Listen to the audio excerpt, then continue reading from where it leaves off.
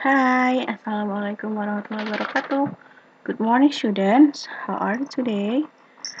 I hope you're all in a good condition. And then today, I want to give you a new material. So please pay attention on the video. Okay? Jadi, hari ini kita akan belajar materi baru setelah kemarin kita belajar beberapa ungkapan ya. Hari ini kita menuju ke materi yaitu tentang giving advice and making suggestion. Giving advice, giving itu artinya memberi, advice itu adalah nasihat. Making suggestion, making itu membuat, suggestion itu adalah saran. Jadi, hari ini kita akan belajar bagaimana cara memberikan nasihat dan juga memberikan saran kepada orang lain. Ya. For strong advice, should is used to say what is the right thing or good thing to do. Nah, untuk memberikan nasihat itu biasanya kalian gunakan kata should. Nah, ini dibaca should. You have to read it should, ya. Menggunakan should untuk memberikan nasihat melakukan sesuatu yang benar, ya. For example, you should go to bed earlier.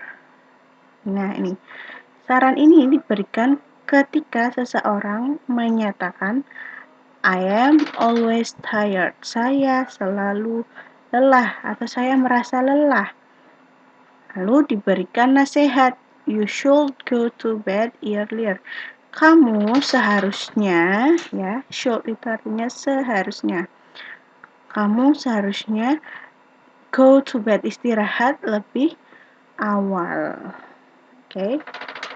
Then, how to use should in the sentence. Nah, bagaimana caranya tadi untuk memberikan nasihat menggunakan kata should dalam bahasa Inggris di dalam sebuah kalimat, ya. So, here you have to pay attention on the formula, on the pattern. The first is subject, and then followed by should, then followed by verb 1 or infinitive, ya. Yang pertama, kalian harus menuliskan subjeknya.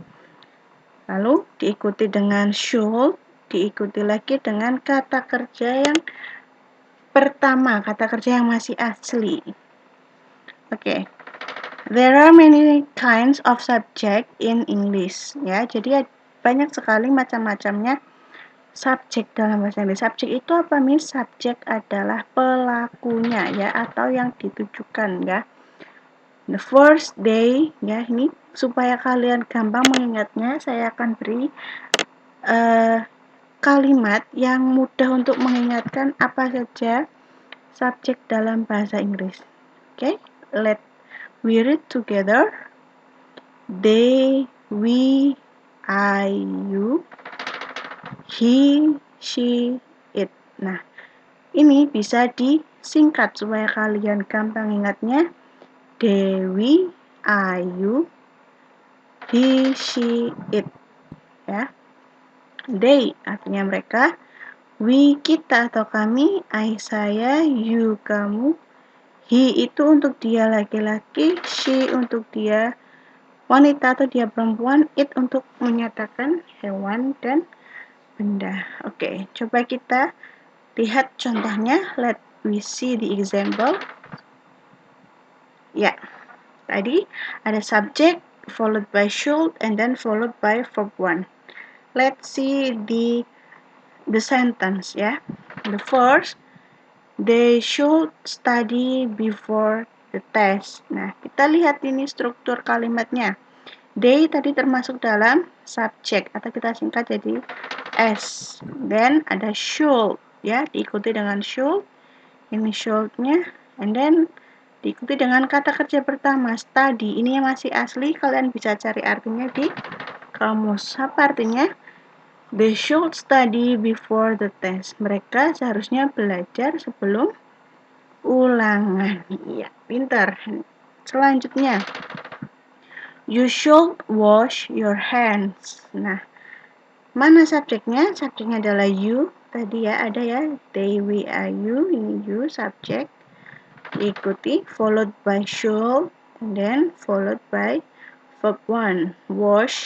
Cari artinya di kamus. Artinya adalah mencuci ya. Jadi, kamu seharusnya mencuci tangan. Bisa dipahami? Oke. Nah, kalau tadi memberikan nasihat untuk melakukan hal yang benar ya. Kalau ini pakainya shouldn't. Artinya apa? Digunakan untuk apa? Kita lihat, kita baca bersama. You shouldn't to say that it's not a good thing to do or it's not the right thing. Jadi pakai shouldn't itu untuk menyatakan atau memberi nasihat bahwa tindakan dari seseorang itu seharusnya tidak dilakukan ya. Gimana contohnya, Miss? Let's see. Ya, how to use shouldn't in the sentence. Ya, sama patternnya mirip dengan tadi yang should ya. Subject followed by shouldn't and then followed by verb 1. Subject diikuti shouldn't, diikuti kata kerja pertama. Subjeknya sama dalam bahasa Inggris tadi ya. They, we, are, you, he, she, it. Bagaimana dengan contoh kalimatnya? Mari kita lihat. Ya, ini contoh kalimatnya. She shouldn't scream aloud. She, he, she, it ya tadi masuk dalam subjek. Ini subjeknya followed by should and then followed by kata kerja pertama verb 1 scream. Dia tidak seharusnya berteriak dengan kencang atau kencang-kencang ya. Yang kedua, he shouldn't sleep in the class. He itu adalah subjek, shouldn't followed by shouldn't, and then sleep itu adalah verb 1. Dia tidak seharusnya tidur di kelas. Itu adalah hal yang tidak benar dilakukan ya. Bisa dipahami? Oke. Now your turn. Let's see. Yap. Nah, ini ada beberapa soal.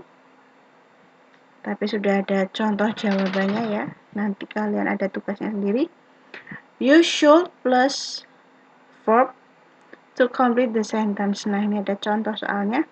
When you play tennis, you blah blah the ball.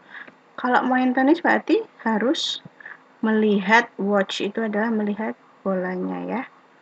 You look tired. You, kalau kamu terlihat capek berarti harus pergi istirahat ke kamar ya, go to bed. You should blah blah your teeth after every meal. Jadi kamu harus, kenapa clean? Berarti harus membersihkan giginya setelah makan atau ngemil ya. The museum is very interesting. You blah blah it. Kalau museum itu menarik berarti harus dikunjungi ya, pintar. When you are driving, you should blah blah a seatbelt. Berarti kalau sedang mengendarai mobil, sedang nyetir harus apa? Menggunakan sabuk pengaman. It's a good book. You blah blah read. Kalau buku berarti diapakan? Harus dibaca ya, pintar. Next. Oke. Tugas ya, or exercise for you. Make 5 sentences of giving suggestion using should and 5 sentences using shouldn't in your book. Don't forget to write your identity in the corner and post it in the Schoology. Nah, jadi kalian buatlah 5 kalimat memberi saran yang menggunakan should ya, dan juga 5 saran yang menggunakan shouldn't sebagai arahan kalian buat 5 nasihat atau 5 nasihat untuk siswa-siswa yang harus dikerjakan di sekolah dan 5 yang tidak harus dikerjakan di sekolah, yang tidak baik dikerjakan di sekolah. Bisa dipahami? Nah, nanti kalian foto dan tulis identitas kalian ya, difoto terus dikirim ke psikologi seperti biasanya. Understand? Okay, thank you for your attention. Wassalamualaikum warahmatullahi wabarakatuh. Good luck and thank you. See you. Bye-bye.